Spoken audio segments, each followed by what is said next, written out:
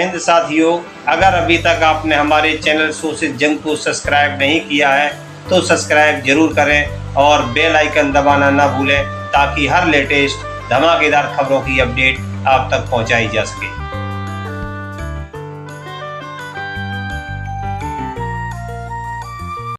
EVM से जुड़ी बड़ी खबर, विरोध में सड़कों पर उतरे हजारों लोग। 31 जनवरी 2024 को दिल्ली के जंतर मंतर पर जोरदार प्रदर्शन। इलेक्ट्रॉनिक वोटिंग मशीन ईवीएम के विरोध में विशाल प्रदर्शन। भारत मुक्ति मोर्चा, राष्ट्रीय किसान मोर्चा, बहुजन मुक्ति पार्टी समेत 22 संगठनों ने लिया प्रदर्शन में हिस्सा। उत्तर प्रदेश, हरियाणा, पंजाब, दिल्ली, मध्य प्रदेश, राजस्थान, बिहार समेत अन्य राज्यों से जुटे लोग हाथों में ईवीएम हटाओ बैनर, तख्तियां और झंडों के साथ पहुंचे प्रदर्शनकारी। अलग अलग संगठनों के पदाधिकारियों, प्रतिनिधियों ने किया मंच साझा। जोर शोर से ईवीएम की जगह बैलेट पेपर से चुनाव कराए जाने की उठाई मांग।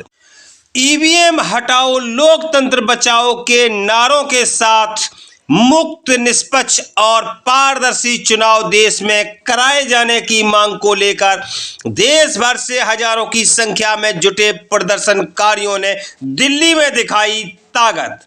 देखिए उपस्थित जन समूह को संबोधित करते हुए क्या कुछ बोले भारत मुक्ति मोर्चा के राष्ट्रीय अध्यक्ष बामन मेश्राम। किया जाए जैसा मशीन वो चाहते थे, उस मशीन का जैसा उपयोग करना चाहते थे, वैसा उपयोग करने के लिए उनके पास ईवीएम मशीन का तजुर्बा होना जरूरी था। इसलिए 84 से लेकर उन्होंने 2004 तक ये प्रयोग किया और 2004 को फिर सारे देश भर में ईवीएम लागू किया। क्योंकि हमारे लोगों को बहुत सारी बातों की जानकारी नहीं होती है।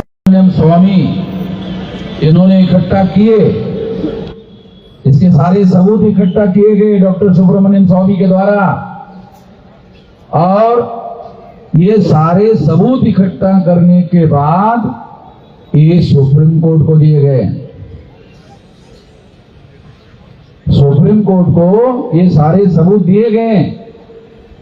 लाल कृष्ण आडवाणी को कांग्रेस ने ये प्रस्ताव दिया था। क्या प्रस्ताव दिया था?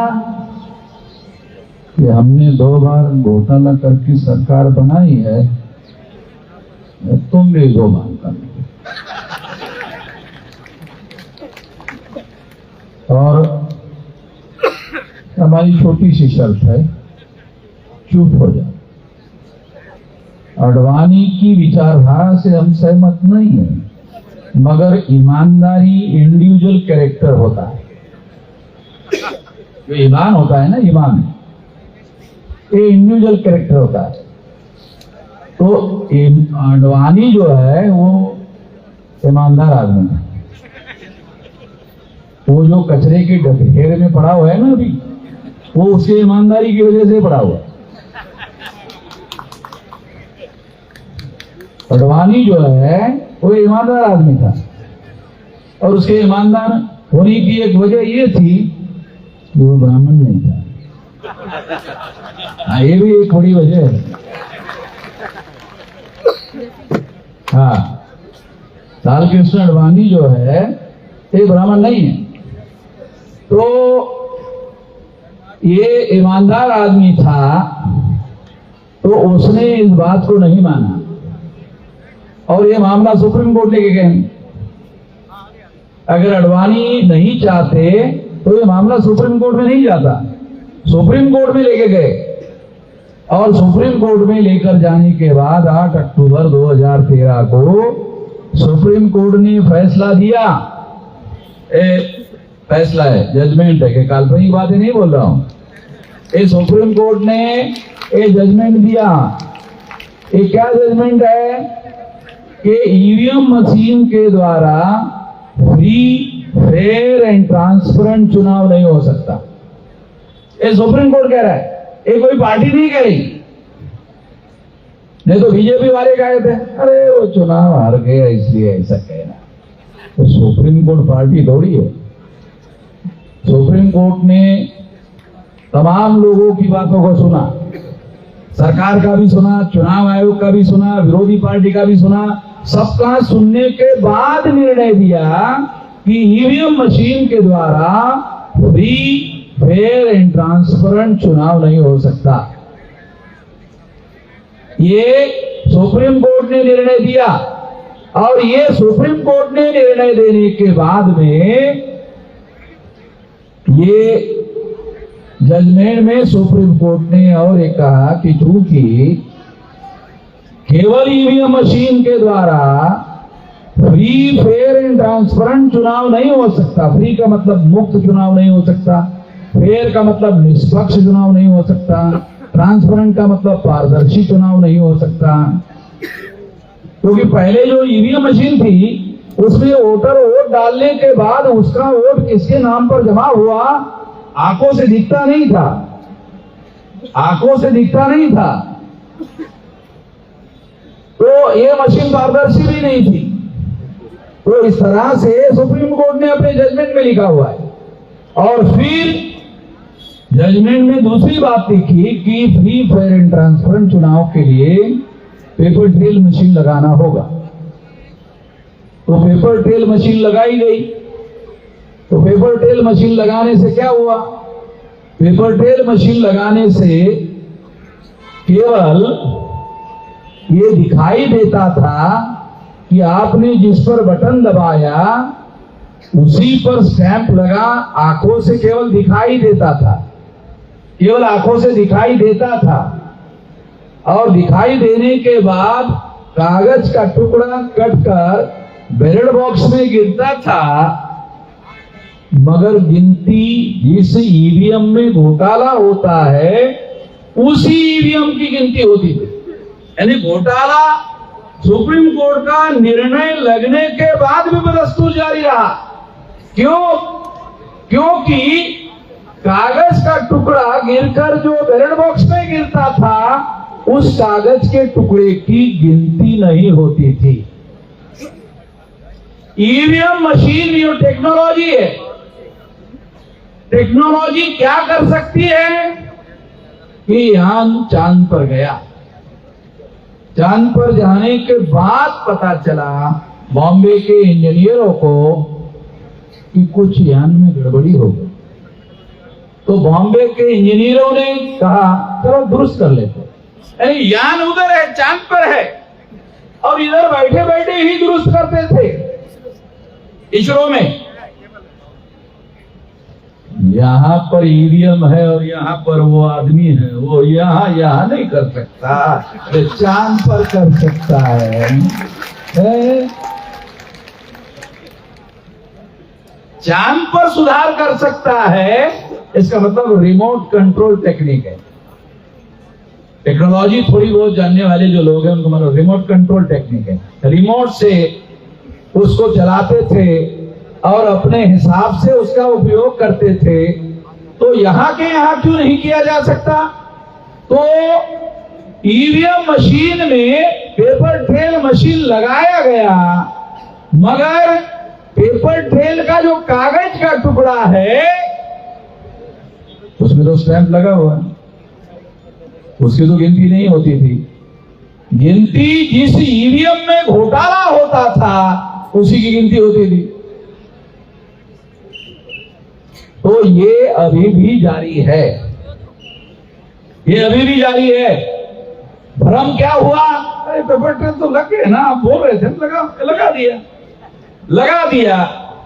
जैसे बहुत सारी महिलाएं कार्यक्रम में जाने के पहले झुमका लगा देती है और घर में जाने के बाद वापस फिर उतार कर रख देती है, उसी तरह से चुनाव आयोग ने वो मशीन लगा दिया, हो गया, फिर उसको उतार के रख दिया, यानी उसका कोई उपयोग नहीं करते थे।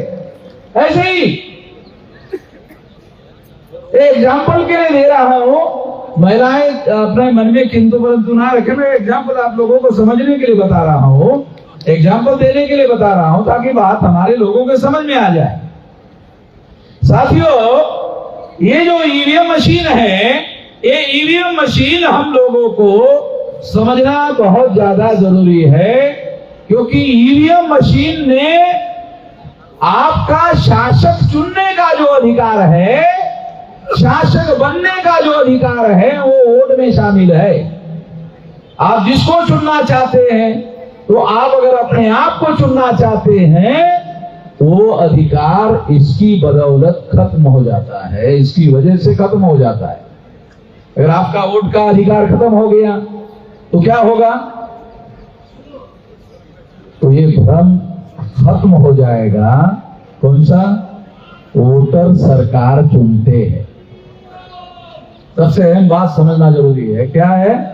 वोटर सरकार चुनते हैं। वोटर सरकार चुनते थे। ईवीएम आने के बाद ईवीएम सरकार चुनती है, वोटर सरकार नहीं चुनते हैं।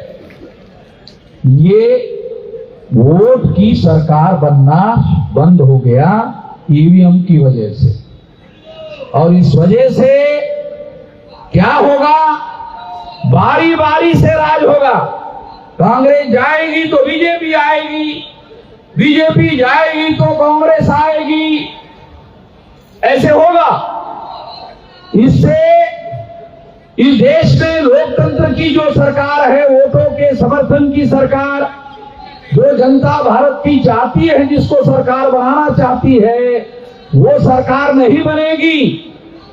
इस वजह से साथियों, मैं आप लोगों को ये बात समझा रहा हूं, क्योंकि आखिर ये बात हम लोगों को समझना होगा।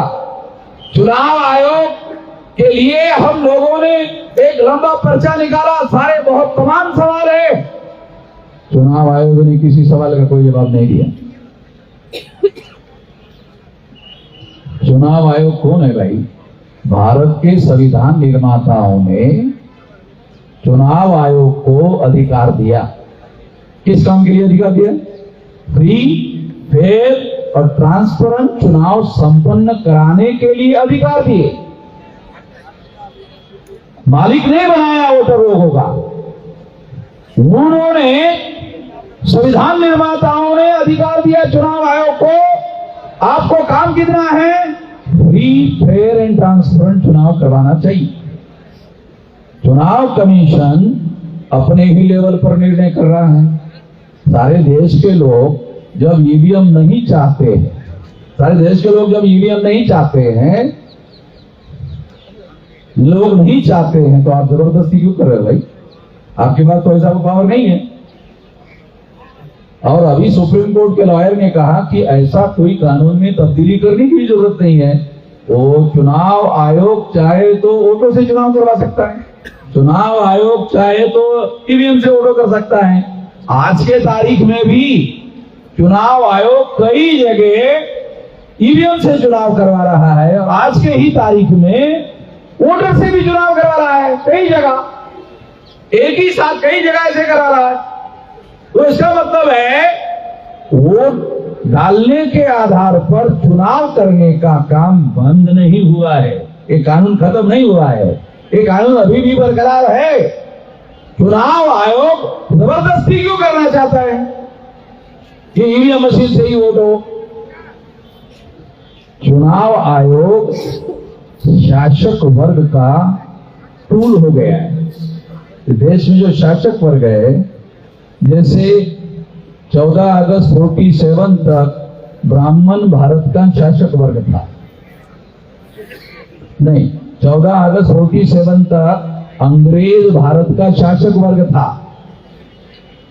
रात के 12:01 हो गया तो भारत का शासक वर्ग ब्राह्मण हो गया। भारत का शासक वर्ग ब्राह्मण हो गया। और जो भारत का शासक वर्ग, जो जिनकी संख्या 3.5% है, सारे देश भर के लोगों को, हर 18 साल के व्यक्ति को वोट का अधिकार बहाल हुआ। उसके द्वारा चुनकर आने वाली सरकार के द्वारा ब्राह्मण भारत का शासक वर्ग बना नहीं रह सकता। अगर फ्री, फेयर एंड ट्रांसपेरेंट चुनाव हो जाए, अगर हमारे लोग अगर इतने ही समझदार होते कि केवल चुनने का काम करना है, मगर काशीराम जी ने ये सिद्ध कर दिया कि नहीं, बन भी सकते हैं, हम शासक वर्ग बन भी सकते हैं। ऐसा हमारे लोगों का जो सोच है, नहीं बन सकते हैं, उन्होंने मुख्यमंत्री बनवाकर दिखाया और शासन चलाकर दिखाया और 4-4 बार मुख्यमंत्री बनवाकर दिखाया और चलाकर दिखाया। जो लोग ऐसा सोचते थे कि हम नहीं बन सकते, बन गए और सरकार चलाकर भी दिखाई। इसका मतलब ये है कि हम शासक बन सकते हैं और चला भी सकते हैं। ये आत्मविश्वास हमारे लोगों के अंदर पैदा हो गया। वामसेव के द्वारा सारे देश भर में हम लोगों ने ऐसा जागरण, महाजागरण सारे देश भर में चलाया हुआ है और लोग इस काम के लिए अब तैयार हो रहे हैं। तो सबसे पहले तो आप लोगों को सबसे अहम बात क्या करना है, यहां जो मैं मैसेज आपको देना चाहता हूं कि आखिर करना क्या है, ये बहुत इंपॉर्टेंट बात है। साथियों, आने वाले समय में अभी जो भी चल रहा है, हमने 2030 तक का 7 साल 8 साल का समय निर्धारित किया। ये 8 साल में आपको करना क्या है, तो 8 साल में आपको 6 लाख गांव का संगठन बनाना है। अगर आप 6 लाख गांवों में जाते हो, जैसे दिल्ली में आए 2000 किलोमीटर से आए, 1500 किलोमीटर से आए, अपने जिले में 200 किलोमीटर जाओ, अपने गांव में जाओ और अपने गांव में कमेटियां बनाओ। चुनाव आयोग चुनाव संपन्न कराने के लिए बूथ लेवल की कमेटियां बनाती है, बूथ लेवल का संगठन तैयार करती है टेम्पररी चुनाव के लिए। वहां 1000 वोटर होते हैं एक बूथ में, तो हमको बूथ लेवल का संगठन खड़ा करना है। तो ऐसा संगठन अगर आप खड़ा करते हो तो 15 लाख बूथ है, तो 15 लाख यूनिट बनाने होंगे। अगर आपने 15 लाख यूनिट बना लिया सारे देश भर में, ये जो लोग है ना, चुनाव आयोग चलाने वाले लोग हो या देश चलाने वाले लोग हैं, जो अगर हमारी बात नहीं मानते हैं, तो हमारे पास उपाय नहीं है, ऐसा नहीं है, उपाय है। 15 लाख जगह पर अगर आप अपनी कमेटियां बनाते हो, ये तो आपके नियंत्रण में है। चुनाव आयोग ईवीएम चालू रखना चाहता है या बंद करना चाहता है, ये तो चुनाव आयोग के नियंत्रण में है। मगर गांव-गांव में कमेटियां बनाने का नियंत्रण वो तो हमारे नियंत्रण में है। जो हमारे नियंत्रण में है वो तो काम हमको करना चाहिए। अगर हम 15 लाख जगह पर इस तरह की कमेटियां बनाते हैं और ये 15 लाख बूथ में, एक बूथ में मान लो शेड्यूल कास्ट के लोगों की जो अपर लेयर है कमेटी बनाते हैं, मोस्ट बैकवर्ड शेड्यूल कास्ट की कमेटी बनाते हैं, एक्सट्रीम बैकवर्ड शेड्यूल कास्ट की कमेटी बनाते हैं, शेड्यूल ट्राइब की कमेटी बनाते हैं, मोस्ट बैकवर्ड शेड्यूल ट्राइब की कमेटी बनाते हैं और नॉमिनी ट्राइब की कमेटी बनाते हैं, एमबीसी की कमेटी बनाते हैं, ओबीसी की कमेटी बनाते हैं, मुस्लिम, सिख, ईसाई, बुद्धिस्ट, जैन, लिंगायत 15 इंटू 14 कमेटियां, 1000 के बूथ में 14 कमेटियां अगर आप 3-3 लोगों की बनाते हो तो ये 2 करोड़ 10 लाख कमेटियां होगी सारे देश भर में। अगर 2 करोड़ 10 लाख कमेटियां होगी, अगर एक कमेटी ने 10 लोगों को मोबिलाइज किया तो 2 करोड़ इंटू 10 20 करोड़ लोगों का मोबिलाइजेशन होगा। अगर आपने 40 लोगों को मोबिलाइज किया, 20 लोगों को मोबिलाइज किया तो ये 40 करोड़ होगा। अगर आपने 25 लोगों को मोबिलाइज किया तो ये 50 करोड़ मोबिलाइज हो जाएंगे लोग। अगर सारे लोग 2030 में 50 करोड़ लोग अगर मैदान में उतर गए, 50 करोड़ लोग अगर उतर गए, तो फिर कोई चाकू, छुरी, बंदूक, गोली, बम गोला, बम कुछ जरूरत नहीं। तो हमारे लोग बोलते ना तलवार उठाएंगे, वो करेंगे, कुछ करने की जरूरत नहीं। मैं इसके समर्थन में नहीं हूं। हमारे लोग ही इतने हैं। अरे अगर सड़क पर उतर गए, अगर उन्होंने पेशाब कर दिया तो महा फ्लड आएगा।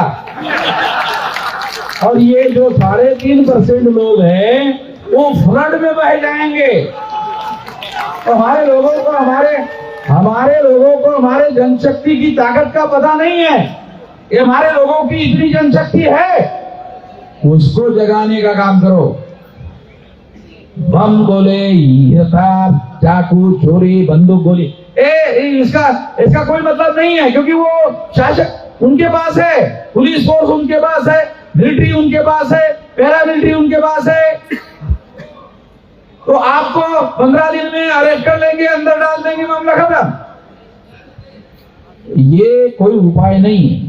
9 अगस्त 1942 को गांधी ने क्विट इंडिया मूवमेंट शुरू किया। गांधी ने क्विट इंडिया मूवमेंट शुरू किया था। उसके बाद अंग्रेजों ने भारत छोड़कर जाने का फैसला किया। हिस्टोरिकल बातें, पुरानी कहानी 1000 साल पुरानी नहीं बोल रहा हूं। अरे 9 अगस्त 42 की क्विट इंडिया मूवमेंट की, एक गांधी ने ऐसा किया था। अगर हम लोग इतना बड़ा आंदोलन खड़ा करते हैं, क्योंकि हमको हमारे नियंत्रण में काम है, जो काम हमारे नियंत्रण में है वो करो। जो चुनाव आयोग के नियंत्रण में है, चुनाव आयोग करता है, नहीं करता है, कहां जाएगा? भाग जाएगा क्या? देखो, अगर 10 साल के बाद अगर हम लोग काबिज हो गए, तो 10 साल के बाद चुनाव कमिश्नर को फांसी की सजा देंगे। आपको कानून की ताकत पता नहीं है, आप लोगों को कानून की ताकत पता नहीं है। अगर वो मर गया तो वो ही बचेगा, क्योंकि वो उसको पकड़कर फांसी देने के लिए जिंदा ही नहीं है। मगर चुनाव कमिश्नर अगर जिंदा है और हमारा राज आ गया, देशद्रोह का सामना करना पड़ेगा उसको। तो अगर वो मर गया तो ही बचेगा। अगर रिटायर्ड हो गया और पेंशन खा रहा है, पेंशन ही खाता रहेगा, तो वो 10 साल 20 साल के बाद भी देशद्रोह का मुकदमा फेस करना पड़ेगा उसको। ये देशद्रोह का काम है। ये जो कर रहे हैं, ये देशद्रोह का काम कर रहे हैं। वो बख्शेंगे नहीं, वो जाएंगे नहीं। कहां जाएंगे, कहां भागेंगे? भारत के बाहर हाँ, एक रास्ता ये है, भारत के बाहर। मगर हमारी, अगर मान लो अमेरिका में गए, तो हम अमेरिका के साथ एग्रीमेंट करेंगे, ये लोगों को भारत भेजो। अरे भाई, जो शासन करने का हुनर है ना, तो ये उसके बाद सारी चीजें कर सकते हैं, हर चीज कर सकते हैं। तो दुनिया में आप जाओगे कहां? अमेरिका बोलेगा ये इसको क्यों भेजना? हमारे देश में अपराध किया, आप अपराधी को संरक्षण क्यों दे? बात तो सही, मानना पड़ेगा उसको। फिर अपराधी को नहीं दे सकते हम संरक्षण, तो अपराधी को लेना है, ठीक है, लेकिन तो इस तरह से मैं आपको ये बताना चाहता हूं कि आने वाले समय में हम लोगों को ये बहुत बड़ा राष्ट्रीय स्तर का आने वाले समय में आंदोलन खड़ा करने के लिए एक बड़ा इशू है। देखो, आंदोलन खड़ा करने के लिए इशू भी तो चाहिए ना, है? आंदोलन खड़ा करने के लिए इशू चाहिए कि नहीं? अब उन्होंने दे दिया। मैं, आपका सोचने का तरीका अलग है, मेरा सोचने का तरीका क्या है मालूम? इस मामले को सॉल्व ना करे तो ही ठीक है। मैं थोड़ा अलग तरीके से सोचता, मेरे सोचने का तरीका अलग है। क्यों? मान लो सॉल्व कर दिए तो आंदोलन कैसे करेंगे? आंदोलन करेंगे तो करोड़ों लोगों को अपने समर्थन में खड़ा करेंगे, और करोड़ों लोगों का आंदोलन नहीं रहेगा, आंदोलन जन आंदोलन हो जाएगा। और अगर आंदोलन जन आंदोलन हो गया तो ये जो 3.5% लोग हैं, ये 3.5% लोगों की हम लोग मुक्त हो जाएंगे, आजाद हो जाएंगे और हम लोग इस देश के आजाद नागरिक होंगे और हमारा इस देश में राज भी होगा।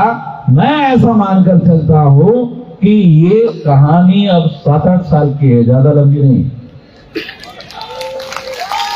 ये जो हमारा राज और हमारी मुक्ति की जो बात मैं आपको बता रहा हूं, क्योंकि मैं आंख लगा कर देखता हूं, आप लोगों को आंख खुली रख के भी दिखता नहीं है।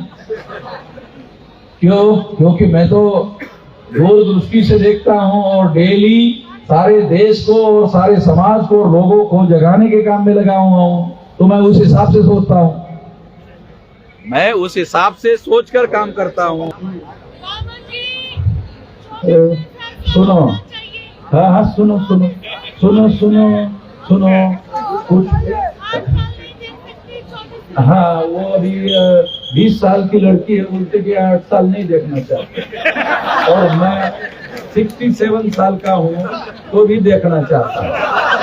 तो जल्दबाजी में हमारे लोग मुंह के बल गिर जाते हैं और दांत गिरा देते हैं। जल्दबाजी में कोई बड़े फैसले थोड़ी होते हैं, जल्दबाजी में फैसले नहीं होते हैं। कोई भी लड़ाई तैयारी करने के आधार पर जीती जाती है। मैंने 18 साल कुछ महीने की मेरी उम्र थी, तब से लगा हुआ हूँ और अभी मेरी उम्र 67 साल की है। तो ये इतना बड़ा जो सारे देश भर में अब आंदोलन, जन आंदोलन की दिशा में आगे बढ़ रहा है, ये इतना लंबे देर से तैयारी करने की वजह से है। आप लोगों को लगता है 8 साल बहुत लंबा है, हमारे लोगों को ऐसा लगा 8 साल बहुत लंबा है। ये जो नौजवान लोग हैं 8 साल में तो ये लोग हुक्मरान बनने के लिए परिपक्व हो जाएंगे, तैयार हो जाएंगे। इसलिए ये तैयार हो जाएंगे तो जरूरी थोड़ी है कि वामन मेश्राम को ही हुक्मरान बनना चाहिए। आप में से भी कोई आदमी हुक्मरान बने, क्यों नहीं बनना चाहिए? इसके समाज को तैयार कर रहे हैं, इसलिए ये काम चल रहा है, कारवां चल रहा है। हम लोग अपने लिए नहीं लड़ रहे हैं, हमारे कौम के लिए लड़ रहे हैं, इंडिविजुअल के लिए नहीं लड़ रहे हैं।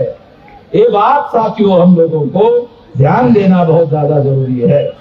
साथियों देखो, एक बात और मैं आपको बताना चाहता हूं, वो ये है कि आज से 2010 में जब ये मामला मैंने खड़ा किया था, तब कोई जानता नहीं था, बल्कि मेरे ही कार्यकर्ता मुझे ये कहते थे खान का ये तो आदमी को यार अकलमंद मानते थे, वामन मेश्राम को तो सेंसिबल आदमी मानते थे। ये क्या गलत बात, गलत मुद्दा लेके गए।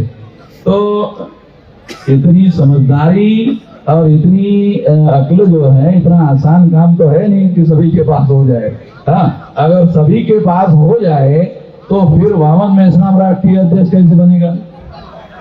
वामन मेश्राम राष्ट्रीय अध्यक्ष नहीं बनेगा ना। तो फिर उसके लिए ये समझदारी होना बहुत जरूरी है, ये जानकारी होना बहुत जरूरी है। तो मैं आपको आखिरी बात कहकर अपनी बात समाप्त करना चाहता हूं साथियों, कि आज से 2010 को ये मामला जब हमने खड़ा किया, तो ये मामला खड़ा करने के बाद में कोई नहीं जानता था। आज ये मामला राष्ट्रीय इशू हो गया है, नेशनल इशू हो गया है। नेशनल इशू हो गया, इसका मतलब है अब ये मामला हल होने की दिशा में नेशनल एजेंडे पर आ गया है। और पवार साहब इंडिया गठबंधन के बड़े नेता हैं, वो इस बात को मान गए। इसका मतलब इंडिया गठबंधन में भी मामला अंदर पहुंच गया है। और इसलिए मैं एक बात, आखिरी बात कहकर आपको कुछ आंकड़े हैं बहुत चौंकाने वाले, आपको बताना चाहता हूं। क्या आप में से कितने लोगों को ये पता है? अरे भाई, आप मट्टी के ठेले हो जो पानी से भरभरा जाओगे? मिट्टी के ढेले हैं जो पानी गिरने से भरभरा जाओगे? मैं भी तो इधर ही हूं। अभी मट्टी के ढेले नहीं हो, अभी क्या होगा, ज्यादा से ज्यादा क्या होगा, कपड़े गीले होंगे ना।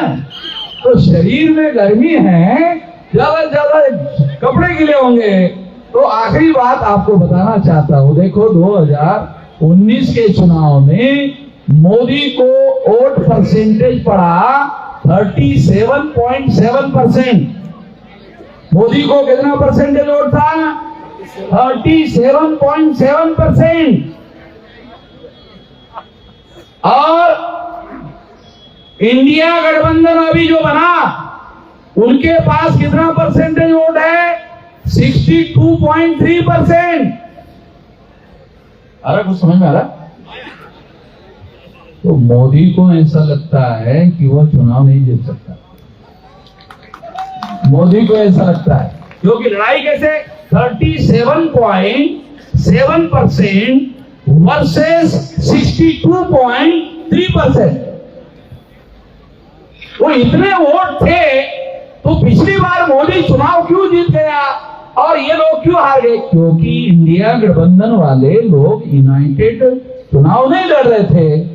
अभी वो इंडिया गठबंधन के लोग इकट्ठा होकर चुनाव लड़ रहे हैं, तो उनके पास 62.3% वोट है। तो मोदी के चुनाव जीतने की दूर दूर तक संभावना नहीं है। मोदी को ये बात समझ में आती है, मीडिया वाले ये आंकड़े बता नहीं रहे हैं, चुनाव आयोग के साइट पर जाने के आधार पर बता रहा हूं आप लोगों को। ये हमारे पास डाटा है, ये डाटा मैं आपको समझा रहा हूं कि मोदी के चुनाव जीतने की संभावना नहीं है। और इंडिया गठबंधन के पास 62.3% वोट है, मोदी के पास 37.7% वोट। और 10 साल का सरकार चलाने के बाद कुछ लोग उसके समर्थक विरोध में भी हो गए, कुछ विरोध में भी हो गए हैं। इसलिए राम मंदिर बनाने की बातें करने लग गए। सरकार का काम तो नहीं मंदिर बनाना, मगर मंदिर बनाने की बात जो मोदी कर रहा है, तो उसका कारण ये है कि उसको लगता है कि मैं चुनाव शायद नहीं जीत सकता, इसलिए मंदिर बनाने के झंझट में पड़ा हुआ है। तो इस वजह से ये आखिरी बात मैं आपको समझा रहा हूं, आने वाले समय में ये जो चुनाव है इंडिया गठबंधन वर्सेस इंडिया गठबंधन, तो इसमें बदलाव हो सकता है। इस बदलाव को रोकने का काम ईवीएम के द्वारा हो सकता है। इस बदलाव को रोकने का काम ईवीएम के द्वारा हो सकता है। अगर चुनाव आयोग और शासक वर्ग ने ऐसा करने का काम किया, तो मैं शासक वर्ग को चेतावनी देता हूं, हिंसा होगी। अभी कुछ लोग कह रहे हैं ईवीएम, विश्राम जी ईवीएम फोड़ने का आदेश दे दो, मैं इससे सहमत नहीं हूं। ईवीएम फोड़ने के लिए मैं अभी आपको कोई आदेश देने के पक्ष में नहीं हूं। चुनाव आयोग को विचार करने के लिए 10 दिन का और समय देता हूं। 10 दिन के बाद फोड़ने का वीडियो बनाऊंगा। 10 दिन के बाद, 10 दिन तक चुनाव आयोग के अधिकारियों को सोचने के लिए समय दे रहा हूं। कुछ लोगों ने मुझे कहा, किसी ने सारी बातें आपको समझ में आ जाए, अरे इतनी जल्दी आप देने का मामला, बैलेट पेपर का मामला करोगे तो इतनी जल्दी बैलेट कैसे छपेंगे? तो उनको, हमारे लोगों को जानकारी तो होती नहीं। अरे कैंडिडेट का आखिरी नाम डिक्लेयर होने के बाद छपाई का ऑर्डर होता है भाई। गधे लोग है हमारे लोग जो है ना, गधे लोग, अरे उनको समझ ही है नहीं ज्यादा। आखिरी कैंडिडेट का नाम जब डिक्लेयर होता है, उसके बाद छपाई का ऑर्डर होता है बैलेट पेपर में। ईवीएम मशीन में तो 6 महीने पहले बनाना पड़ता है। बैलेट पेपर में जो कैंडिडेट, कौन आदमी चुनाव लड़ने वाला है, कोई पता तो है नहीं चुनाव आयोग को। और हर चुनाव क्षेत्र में अलग अलग बैलेट पेपर छपते हैं, क्योंकि हर चुनाव क्षेत्र में अलग अलग कैंडिडेट होते हैं। और कहीं कहीं जो है 50 होते हैं, 60 हो जाते हैं, उसी हिसाब से छपते हैं। तो आप लोगों को ये समझना होगा कि बैलेट पेपर पर चुनाव करने के लिए आसान काम है, ज्यादा काम, मुश्किल काम नहीं है। ये काम होना चाहिए।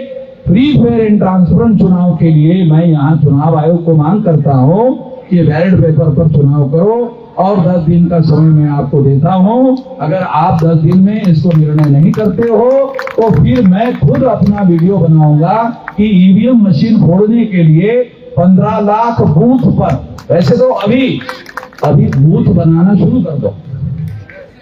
ये जो मशीन फोड़ने के लिए 50% काम तो कर ही दो, बूथ बनाना शुरू कर दो। अगर बूथ बनाने से चुनाव आयोग मान गया, अगर चुनाव आयोग मान गया, बूथ बनाने से मान गया, तो ये बूथ का उपयोग शासक वर्ग बनाने में करेंगे। अकल से काम लेना पड़ेगा। अगर मान लो बूथ वाइज संगठन बन गया तो इसका उपयोग शासक वर्ग बनाने के लिए करेंगे, और नहीं तो तोड़ने के लिए करेंगे। तो इसलिए आने वाले समय में मैं ये आखिरी बात कहना चाहता हूँ, आप शांति से सुनो, और ऐसा कहकर मैं अपनी बात समाप्त करना चाहता हूँ। आप यहाँ बहुत भारी संख्या में 32 राज्यों से लोग आए हुए हैं और सारे देश भर से आए हुए लोग हैं। ये आपको लड़ाई जीतना है तो 6 लाख गांव में और बूथ लेवल का 15 लाख लोगों का संगठन आप खड़ा कर दो। जो चाहते वो हो जाए। 15 लाख बूथ का अगर आपने संगठन बना लिया तो आप इस देश में जो चाहते हो जाएगा। जो सफलता चाहते हो, जो भी हासिल करना चाहते हो, वो सारा का सारा हो जाएगा। ये करो। इसलिए मैं अपनी बात यहीं पर समाप्त करके आप लोगों का धन्यवाद ज्ञापन करते हुए अपनी बात यहीं पर समाप्त करता हूं, और साथियों को निवेदन करता हूं कि वो धन्यवाद ज्ञापन करते हुए आप लोगों का समाप्ति की घोषणा बुधाए।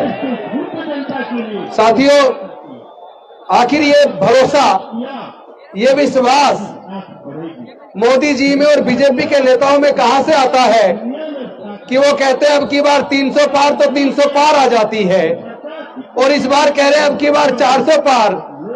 तो ये कहने का भरोसा उनमें आता कहां से है? ये कहने का भरोसा उनमें उस ईवीएम से आता है जिस ईवीएम को भारत इलेक्ट्रॉनिक्स लिमिटेड बनाती है, ECIL बनाती है, और उस कंपनी के 7 डायरेक्टर में से 4 डायरेक्टर बीजेपी के पदाधिकारी हैं। जो बीजेपी के 4 पदाधिकारी उस कंपनी के 7 में से 4 डायरेक्टर हैं। वो कंपनी ईवीएम बना रही है और ईवीएम के अंदर उन्होंने रियल टाइम क्लॉक लगा के रखा हुआ है।